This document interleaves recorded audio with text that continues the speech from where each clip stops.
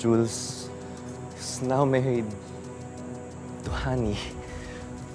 Huh? Napuruhan din siya and she's in the room sa second floor.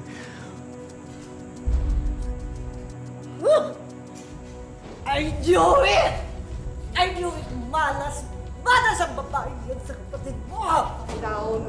How can you expect me to calm down? Your brother is in critical condition! She's in a really bad state, Auntie. I don't care! Mamatay siya!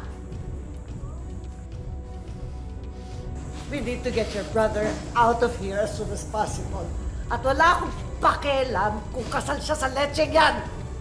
I don't want her for my son!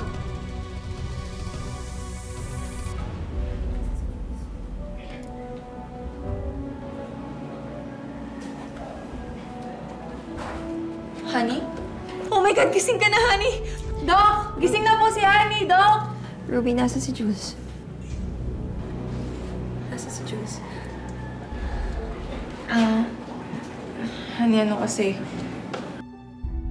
Huwag kang mabibigla, ah. Ano? Malala kasi yung nangyari kay Jules. Yung sasakyan niyo kasi warak-warak talaga siya nung natamaan kayo ng truck. Buti nga hindi ka napuruhan eh. Grabe, akala ko di ka na magigising. Sobrang alalang-alala ako. Nasaan siya? Nasaan si Jules? Nasaan siya? Kailangan ko siyang puntahan. Nasaan siya? Hindi ko kasi alam kung saang hospital siya nilipat ng mama niya. Ano? Wala dito si Jules. Sinasabi mo?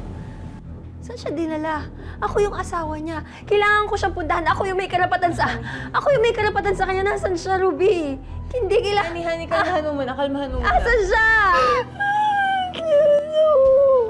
Nasaan yung asawa ko? Nasaan